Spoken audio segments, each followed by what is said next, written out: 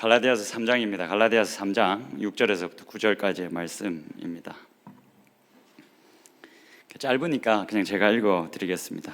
여러분 잘 들어보십시오. 6절입니다. 아브라함이 하나님을 믿음에 그것을 그에게 의로 정하셨다 함과 같으니라. 그런즉 믿음으로 말미암은 자들은 아브라함의 자손인 줄 알지어다. 또 하나님이 이방을 믿음으로 말미암아 의로 정하실 것을 성경이 미리 알고 먼저 아브라함에게 복음을 전하되 모든 이방인이 너로 말미암아 복을 받으리라 하였느니라. 그러므로 믿음으로 말미암은 자는 믿음이 있는 아브라함과 함께 복을 받느니라. 아멘. 이 제목을 좀 고쳤습니다. 이 프린트 받으신 분들은 아시겠지만 의로 정하셨다라는 제목으로 우리가 같이 말씀을 좀 나눠 보면 좋겠습니다. 사실 하늘이가 간증을 하는 것 때문에 제가 적지 않게 긴장을 했습니다. 사실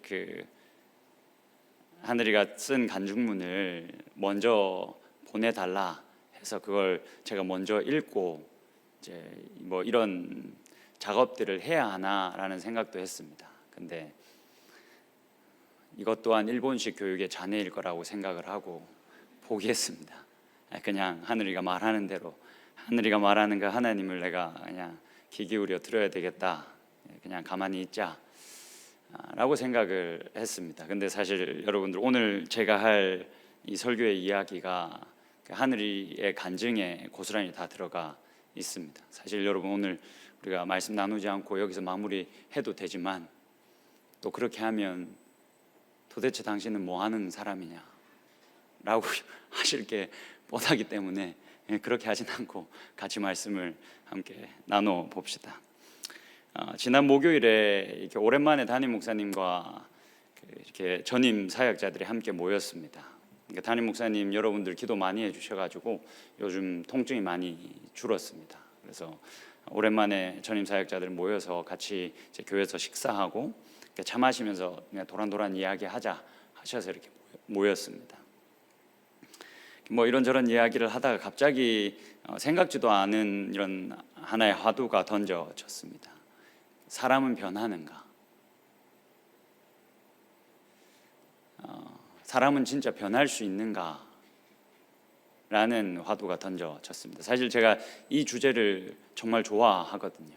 그래서 이런 걸 이야기해 보는 걸 되게 좋아합니다. 그래서 뭐 할 얘기가 너무 많았는데 다른 목사님들도 그러지 않겠습니까? 한 목사님이 자신이 경험한 그 변화, 그 증거 아래서 아주 확신 있게 사람은 반드시 변합니다. 변할 수밖에 없습니다. 라고 이야기를 하시더라고요. 그래서 제가 거기에 뭔가를 좀 더해 보려고 했는데 갑자기 대화의 주제가 바뀌는 것 때문에 더 할 수가 없었습니다.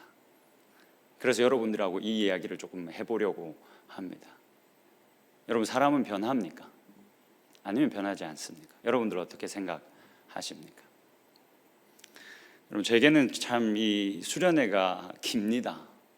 아마 여러분은 저처럼 이렇게 수련회를 많이 하시지는 않겠죠. 저는 지금 40이 넘었는데도 수련회를 계속하고 있으니까요. 수련회는 저에게 참 많은 의미를 가지고 있습니다. 저에게 많은 이야기를 했습니다.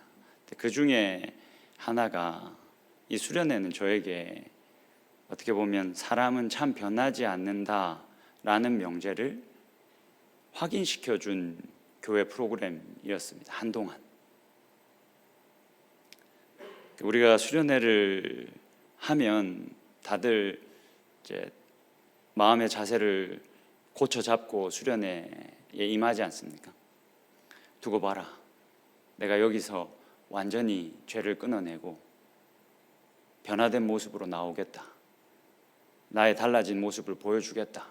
라는 마음으로 수련회를 시작하고 그렇게 예배를 하죠. 그래서 막 은혜를 엄청 받습니다. 보통 수련회 가면. 근데 여러분, 수련회 다녀오면 어떠합니까? 저는 늘 제자리로 돌아가더라고요. 그 시간의 길이만 차이가 있었습니다.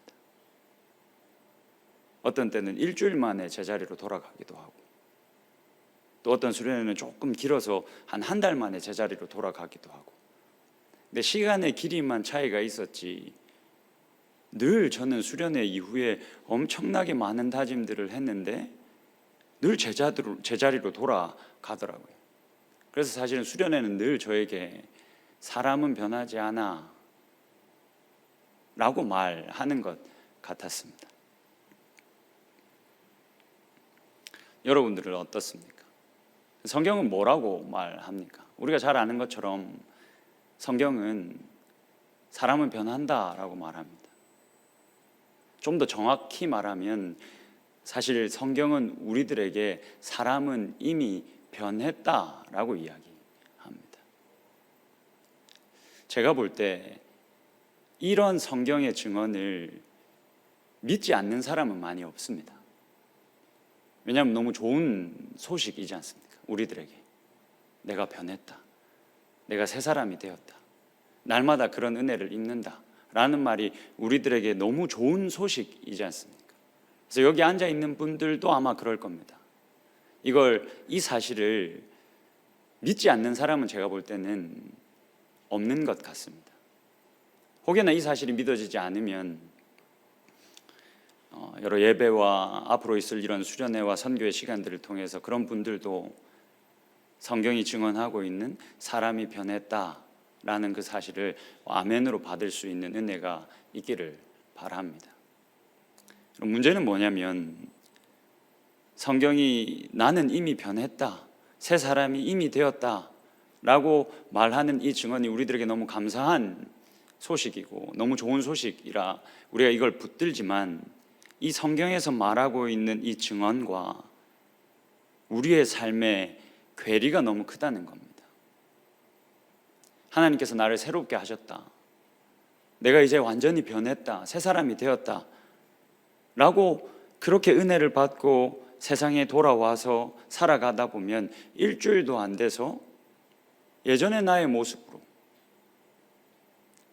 계속 돌아가니까 그걸 내가 내 눈으로 내 손으로 계속 확인하다 보니까 이 괴리가 너무너무 큰 겁니다.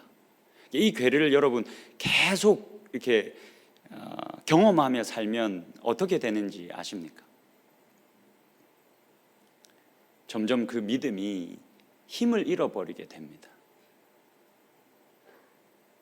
그냥 뭐라 그럴까요? 아주 나에게 들려오는 달콤한 소리 정도, 그러나 아무 능력도 발휘하지 못하는 말로 전락하게 됩니다. 그러니까 쉽게 말하면 믿음의 실효성을 우리가 잃어버린다라는 거죠. 그러다 보면 이제 더해지면 어떤 일이 벌어지냐면 그런 시간들이 계속되면 자기도 모르게 냉소주의로 빠지게 됩니다.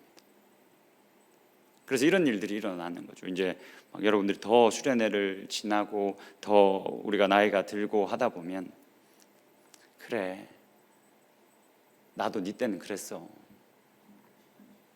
하늘아, 나도 네 때는 막 간증하고 나도 그랬어. 다 해봤어. 근데 결국 요 자리더라. 그래, 그때는 좋으니까 많이 누려. 냉소주의로 빠지게 됩니다. 그러면 이제 수련회도 그냥 큰 기대가 없어지죠. 큰 기대 없이 참여한다든가 아니면 아예 이제 어린 친구들의 잔치로 치부하게 되는 일이 우리들 안에서 일어납니다. 우리의 이 어떤 믿음의 실효성을 잃어버리게 되는 거죠. 여러분, 우리는 왜 이렇게 믿음의 힘을 이렇게 쉽게 잃어버리는 걸까요? 성경의 증언과 우리의 삶의 실제 삶의 괴리를 우리가 어떻게 메워야 할까요? 우리가 변했다, 우리가 새 사람이 되었다 라는 이 성경의 증언이 왜 이렇게 쉽게 허무하게 힘을 잃어버리는 걸까요?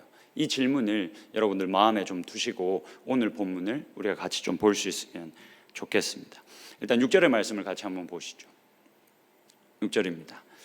아브라함이 하나님을 믿음에 그것을 그에게 의로 정하셨다 함과 같으니라. 지금 이 6절을 보시면 지금 바울이 그 바로 앞에 있는 이야기에 이어서 이 아브라함의 이야기를 붙이고 있다라는 것을 우리가 알 수가 있죠. 바로 앞에 이야기가 무엇입니까? 좀 멀리 나가면 안디옥 사건부터 시작되는 이야기죠. 이신칭이 누가 나와 같은 식탁에 앉을 수 있는가?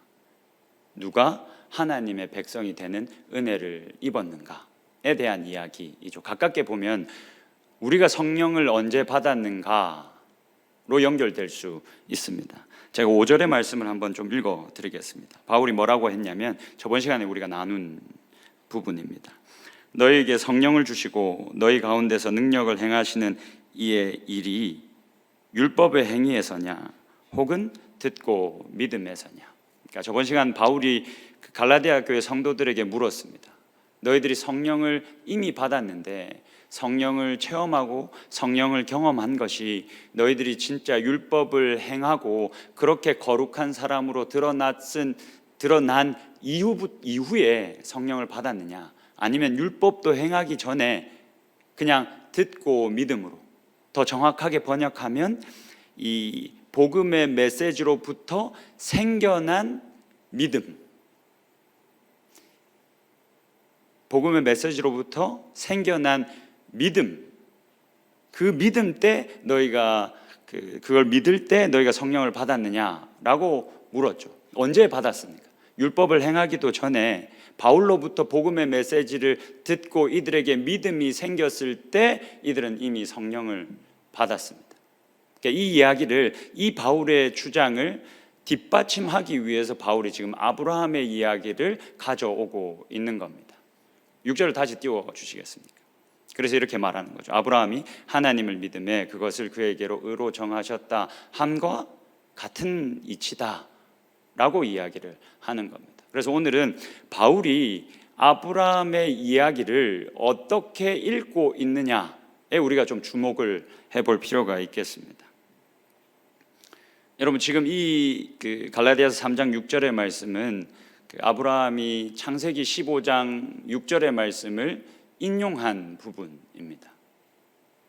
아브라함의 이야기가 우리가 잘 알고 있는 것처럼 이렇습니다. 12장에서부터 시작되죠. 창세기. 하나님께서 아브라함을 부르십니다. 명령 하나를 하시죠. 부모의 집, 친척의 집을 떠나서 내가 명령하는 그 땅으로 가라, 가나안으로 가라고 명하시죠. 그렇게 명령하시면서 명령만 하시지 않고 복을 더하십니다. 내가 네 자손을 무수히 많게 하겠다. 그래서 네 자손으로 말미암아 내가 천하 만민이 복을 받게 하겠다라는 약속을 아브라함에게 주십니다. 아브라함의 아들들이, 자손들이 엄청 많아져서, 그 믿음의 자손들이 엄청 많아져서 이들로 하여금 이 깨어진 세상을 내가 축복하겠다라고 약속을 해주는 거죠. 그러고는 10년이라는 시간이 빠르게 지났습니다. 그 10년 동안 아브라함에게 단 한 명의 아들도 없었습니다. 10년 동안 아브라함에게 하나님을 향한 원망이 차곡차곡 쌓여갔겠죠. 10년쯤 지난 어느 시점에 하나님께서 다시 아브라함에게 나타나셨습니다. 아브라함에게 나타나셨는데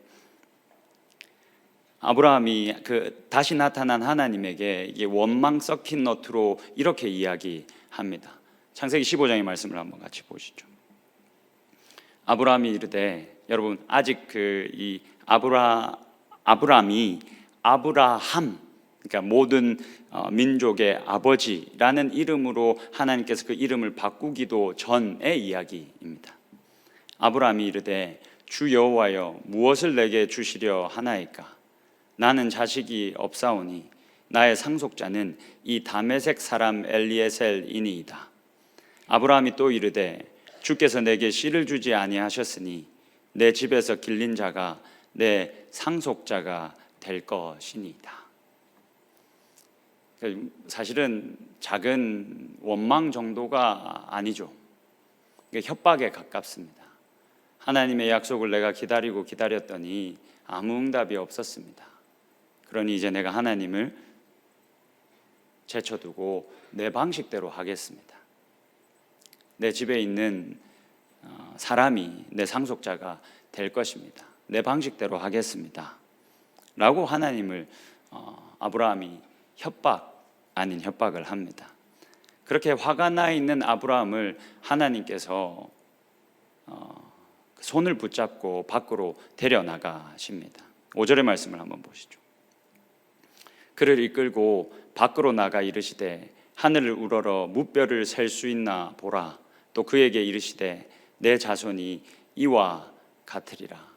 불평이 막 불만이 이렇게 쌓인 아브라함의 손을 꼭 잡고 밖으로 이끌어내셔서 그 하늘 위에 빼곡히 쌓인 별을 보게 하십니다. 그리고는 다시 한 번 더 약속해 주십니다. 내가 내 약속한 바를 10년 전에 내가 너에게 약속한 바를 내가 신실하게 이룰 거다 라고 다시 한 번 더 약속을 해 주십니다. 6절을 보십시오. 아브라함이 여호와를 믿으니 여호와께서 이를 그의 의로 여기셨다. 여러분 이 말씀을 잘 한번 보십시오. 지금 아브라함은 의로운 행위를 단 하나도 한 게 없습니다. 근데 하나님이 그를 의롭다고 여기셨습니다. 그저 아브라함이 가지고 있는 그 믿음 때문에 하나님이 지금 아브라함은 하나도 의로운 행위를 한 게 없고 하나님을 신뢰하지 못하고 하나님께 협박하고 있는데 그저 아브라함의 믿음을 보시고 이를 그의 의로 여기셨다라고 말하십니다. 하나님께서 이 작고 연약한 믿음을 보시고 의로 여기셨으니 이제 아브라함이 변하는 게 합당하지 않겠습니까? 이의 삶이 그 의롭게 여겨진 사람과 같은 삶이 되는 것이 합당하지 않겠습니까? 근데 바로 이어지는 16장에 보면 아브라함이 전혀 그렇지 못한 모습을 우리들에게 보입니다. 1년도 채 지나지 않았을 겁니다. 또 아무런 소식이 없습니다. 그래서 아브라함의 아내 사레가 아브라함 앞에 섭니다. 서서 하나님이 당최 나에게 출산을 허락하지 않습니다. 더 이상 내가 못 기다리겠으니 저 요종 하갈을 불러다가 저 하갈로부터 당신이 아들을 얻으십시오. 여러분 이렇게 사라가 제안을 했으면 의롭다고 여겨진 아브라함이 어떻게 행동해야 되겠습니까? 그 말을 왜 그렇게 하나? 하나님이 주신다 약속하셨는데 왜 그것을 신실히 기다리지 못하나? 라고 해야 되지 않겠습니까? 근데 아브라함이 그러지 않습니다. 이런 방구도 하지 않고 그저 사라가 한 제안을 받아들이고 자신의 여종 하갈에게 들어가서 아들 이스마엘을 얻습니다.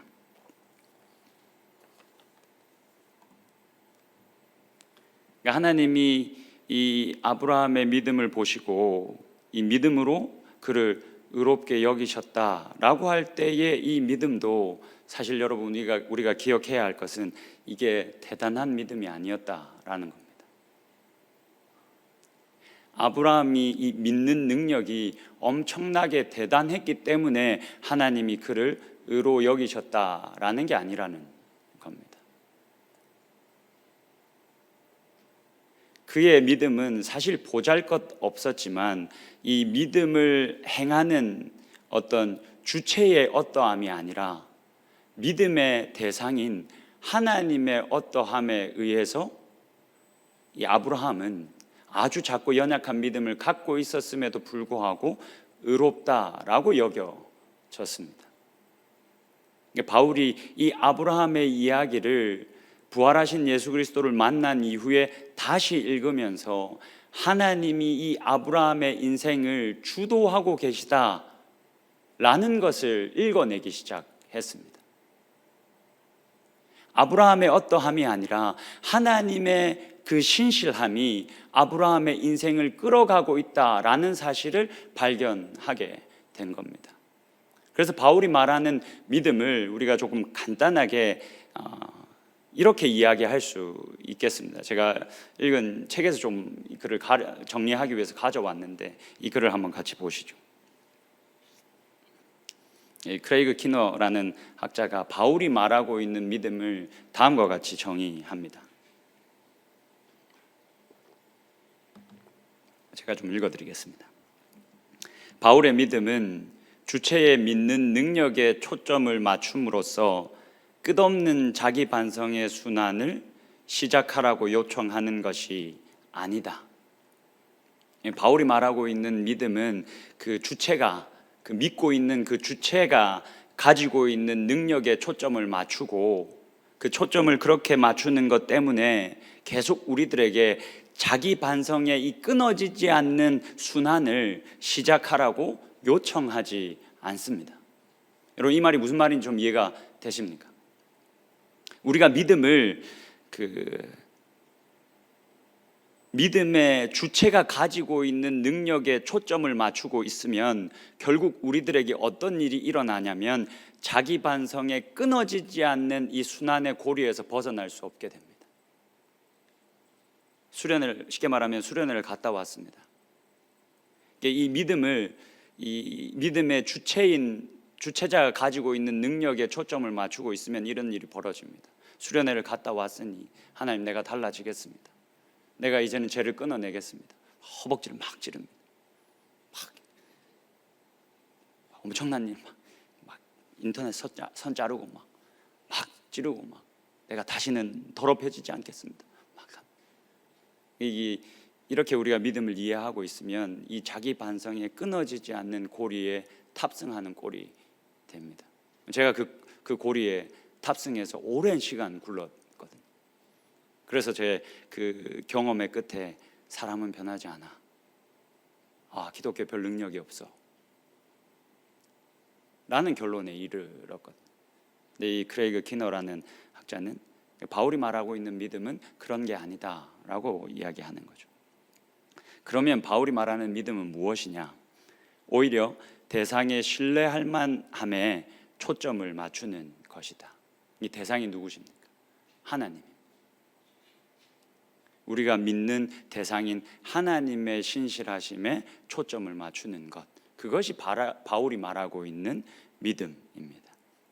왜 우리가 그렇게 해야 되냐면 그 이유는 하나님과 그리스도께서 신실하시며 사람들은 그분들을 의지해야 하기 때문이다. 여러분, 이 말을 여러분들 이해하신 이후에 오늘 본문으로 돌아가서 6절을 보시면 이 개역개정, 우리의 한글 이 성경이 이 창세기 15장 6절의 말씀을 아주 기가 막히게 잘 인용하고 번역했다라는 것을 볼 수가 있습니다. 다시 한 번 더 6절의 말씀 한번 보시죠. 아브라함이 하나님을 믿음에 그것을 그에게 의로 정하셨다 한과 같으니라. 여러분, 원래 이 지금 그에게 의로 정했다라고 번역되어져 있는 이 부분을 사실 원만하게 번역하면 그에게 의로 여기셨다라고 번역해도 됩니다. 사실 그게 더 원만한 번역일 겁니다. 그런데 이게 훨씬 더 원문의 뉘앙스 혹은 바울이 말하고자 하는 바를 잘 살려낸 번역이 이겁니다.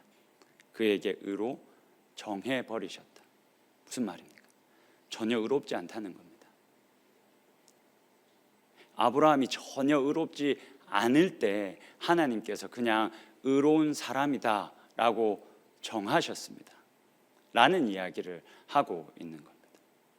여러분들, 이 복이 아브라함에게만 주어진 복이 아니다 라고 바울은 이야기합니다. 8절의 말씀을 한번 보시죠. 또 하나님이 이방을 믿음으로 말미암아 의로 정하실 것을 성경이 미리 알고 먼저 아브라함에게 복음을 전하되 모든 이방인이 너로 말미암아 복을 받으리라 하였느니라. 이방을 믿음으로 말미암아 의로 정하실 것을 성경이 미리 아셨다. 지금 바울이 성경을 어떻게 새롭게 읽고 있는지 눈에 보이십니까? 하나님께서는 애초부터 처음부터 우리를 믿음으로 말미암아 의롭다고 정하실 것을 작정하셨다. 그러니까 어떤 나의 노력으로, 나의 행위로, 그 율법을 행하는 것을 통해서 내가 유대인으로 드러나고 그렇게 하나님의 백성으로 인정되고, 그뿐만이 아니라 율법을 행하는 것을 통해서 내가 거룩한 삶을 살아가고 있다라는 것을 확인하는 것이 아니라 하나님께서는 처음부터 율법이 아닌 믿음으로, 좀 더 정확하게 말하면 하나님의 신실하심으로 아브라함으로부터 시작해서 이 모든 세상에 있는 모든 이방인들 이 믿음으로 의롭다라고 정해질 것을 작정하셨다라고 말하고 있는 겁니다. 그러니 여러분, 우리가 수련회를 갑니다. 그리고 우리가 자주 이렇게 모여서 예배를 드립니다. 수련회를 가고 예배를 드리면 하나님께서 우리들에게 은혜라는 것을 주십니다. 그런데 우리가 그 은혜를 받으면 우리는 어떻게 보면 이 세상의 합리적인 사고에 길들여져 있는 사람들이기 때문에 은혜를 받았으니 당연히 그 은혜에 합당한 거룩한 삶을 살아야 한다라고 우리가 생각하게 됩니다. 여러분, 이게 너무 합리적이고 지극히 당연한 이야기이지 않습니까? 그래서 갈라디아 교회 성도들이 지금 이 바울의 대적자들의 주장에 너무나 쉽게 넘어간 겁니다. 너희들이 예수 그리스도를 믿잖아. 믿음으로 구원을 받았잖아. 믿음으로 구원을 받았으면 어떻게 해야 돼? 율법을 지키는 것을 통해서 너희가 유대인과 같이 되고 하나님의 백성이 되는 은혜를 얻었으면 어떻게 해야 돼? 율법을 지키는 것을 통해서 그에 합당한 거룩한 삶을 살아야지. 그래야 하나님이 너희들을 기뻐하시지. 그래야 하나님이 너희들을 너무 사랑하시지 라고 말하는 겁니다. 여러분, 당연한 말이지 않습니까? 너무 맞는 말이지 않습니까? 근데 이 너무 맞는 말에, 이 너무 합리적인 말에 함정이 있습니다.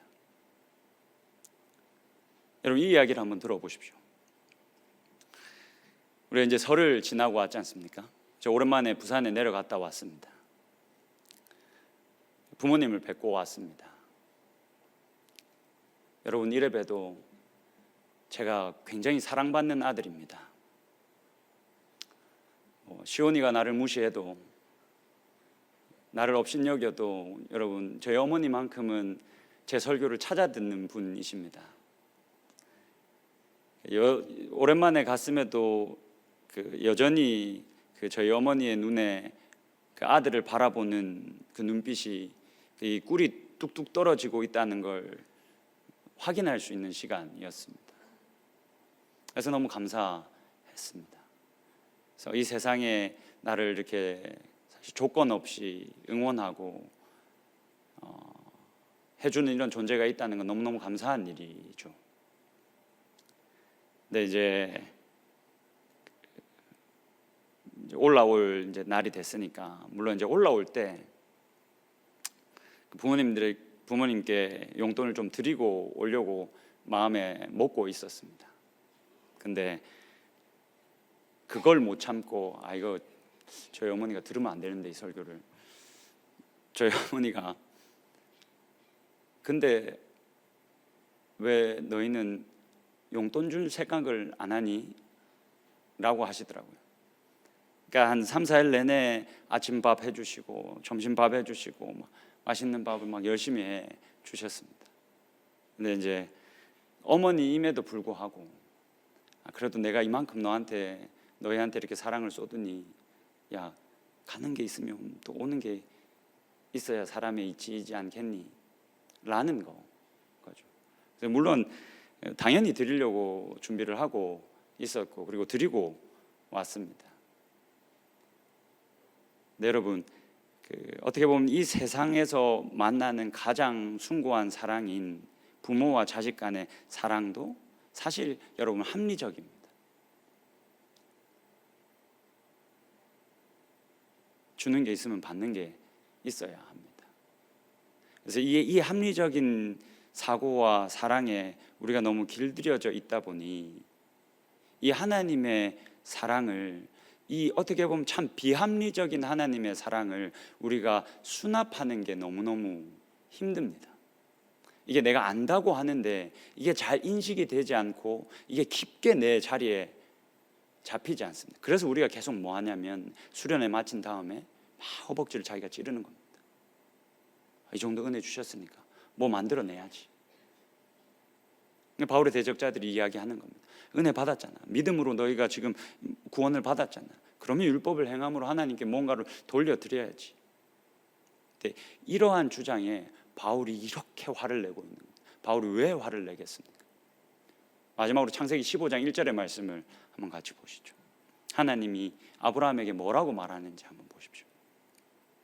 이후에 여호와의 말씀이 환상 중에 아브라함에게 임하여 이르시되 아브라함아 두려워하지 말라. 나는 너의 방패요 나는 너의 지극히 큰 상급이다. 내가 너의 방패다.